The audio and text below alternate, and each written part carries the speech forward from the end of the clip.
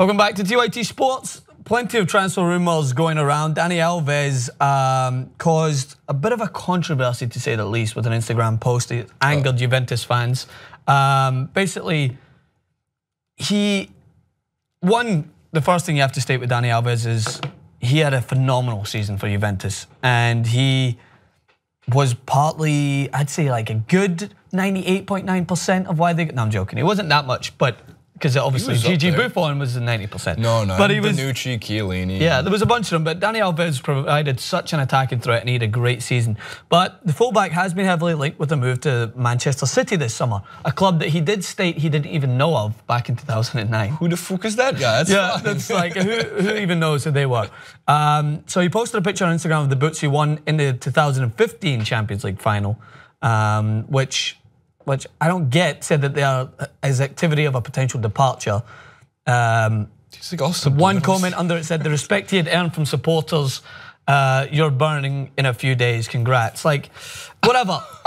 Who knows what's going on? If he leaves, the Juventus fans are going to be pissed. But I didn't think Dani Alves is coming there for a stint of longevity. Like, the guy is already way into his latter years in his career. I'd expect him to at least give maybe one more year before he looked to some other potential opportunities. I think he's in his 34 or 34. Man, But he's still quick. I just know it. That was surprising. God, how quick was he 10 years ago? Do you know how much the Juventus are expected to demand from according to 90 men? 100 million. Pound. 5 million. 5 million. So Dani Alves is going to go to another club. He's going to easily be in like the top 15 in his position once again, and it's better than free. You waiting for it? That is absolutely. So if I'm Juventus, what I'm doing is still sending Barcelona some kind of like gag gift that costs like $5. Like it would. As a thank you for the free signing. We just made 5 million. Here is a Dani Alves signed boot. If you're even like batting an eyelid at the fact that you'd have to pay 5 million, I'd expect Dani Alves to still go for at least 30 to 35, maybe even 40 million. Have you seen some of the way he played? But again, a lot of it I think has to do with who knows how they value this stuff, because I really don't understand it for the most part, because it's all the. Okay, I understand it for the fact that if you're a young player, your value is going to be higher than an old player. Yeah. But if you want immediate impact, there's your immediate impact. Danny subtweets Alves. Is that his new name? Yeah, Danny he starts subtweeting everybody. Yeah, so he. On the other side of it, the reason why this definitely has validity with Manchester City is there's that coach at Manchester City, which is named Pep. Yeah. And they also need they need the position. Him and Kyle Walker, who I mistakenly thought was a lot more overrated than he actually is who they're looking at to fill out the position of defense.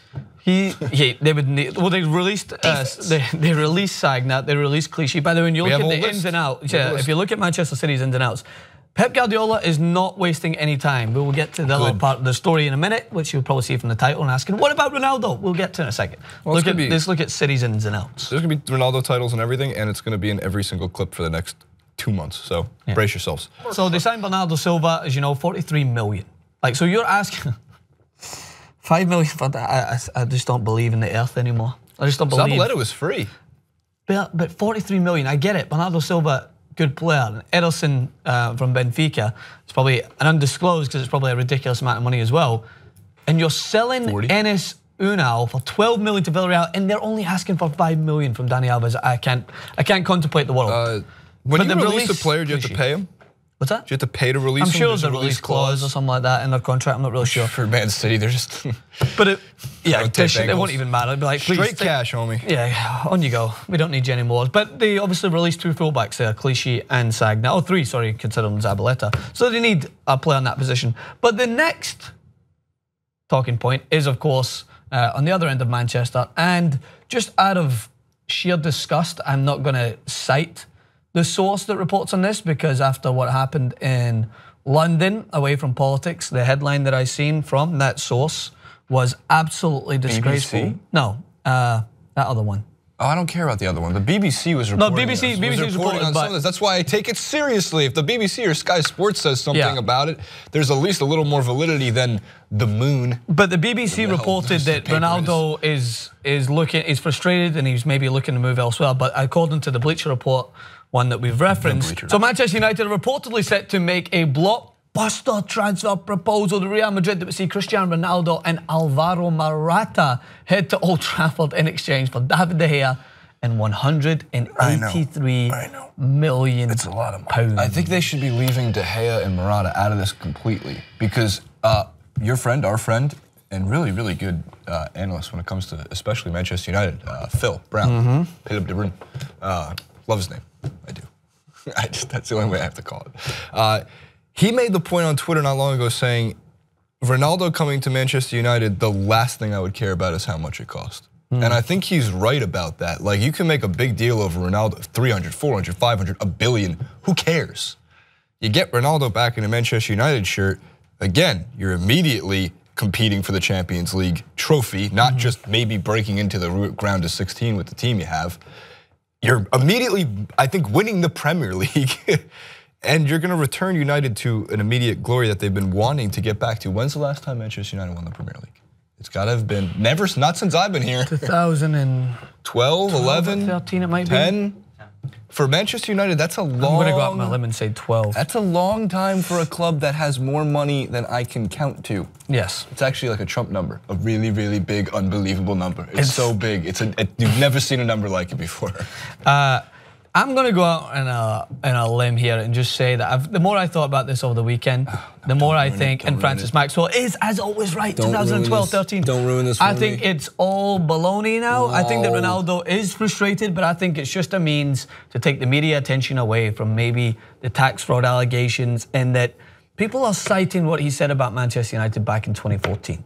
As a reference to why he would want to go there. It's no secret, by the way, you're not a genius because you go back 3 years and find a quote that Ronaldo says he loves Manchester United, but that doesn't mean that he's going to give up everything to move. I just think the post that Ronaldo put on Instagram of the shh, everyone be quiet, everyone took that as like, oh, what a ridiculous way to talk about it. Ronaldo is the most scrutinized footballer in Spain, like always scrutinized. In the world? In the world. So he's probably just like, you know what? He maybe hinted that he wasn't happy, and I imagine it's probably been taken way out of context. I think things will blow over there, and I think he'll be fine.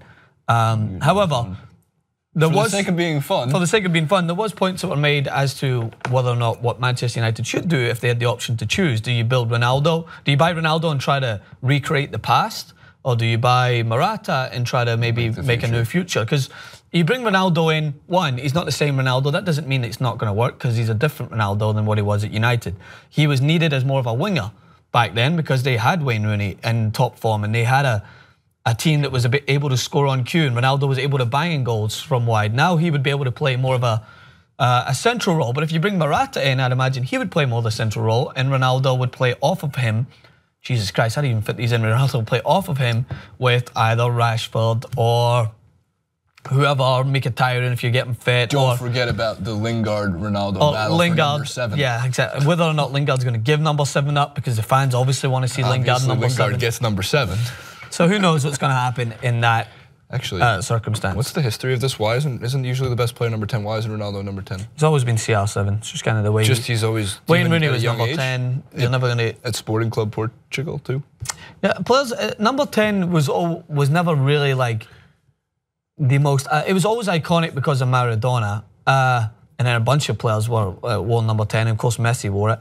But numbers were often given to players based on positions. That's kind of changed. Like, your right back used to be number 2, and now like Dani Alves is 22. Your left back would be 3. And then Zidane came in and blew everything out the water when he wore number 5 for Real Madrid, but he was an attacking centre midfielder. Who were you? I was number 4. So I took leaf out of, but I wore number 4 when I was a centre back. And then when I moved and played higher up the field when I came to America, I still just wanted to be number 4. So I was like I was an attacking mid. But Americans can't say anything. I played against guys that were number 00. And I just didn't even want to mark them. So I was like, what the hell are you doing? 1, 0's not a number. And 2, why are you wearing 2 of them? It's not like it becomes more. Russell Westbrook would argue with you. It's like 2 zeros. And here's number 0. Okay, well, why don't you put that number on the table for me and show me it? I mean, I get you. Oh, there, look, it's number 0. There's nothing there. Oh, there you go. Can you give me $0, please?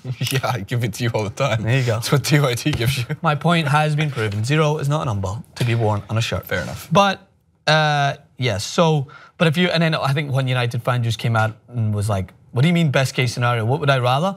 All of them. And keeping David De Gea. So, I don't blame the guy. Also, I realized that the shoot thing probably, I wonder if that's where Odell Beckham Jr. got it from. Because he posted that before, and Odell Beckham and Ronaldo, there's a mutual respect for them. He's obviously friends with all the world football players. Yeah. So I think that possibly came from that. Very true. And then the last point as well is there's another goalkeeper who emerges from Italy who goes by the name of Gianluigi. Did you see what the fans did in Milan? They threw fake money at him. They threw money at him because he apparently is a money grabber, they call him. His name is, as we know, is Gianluigi Donnarumma.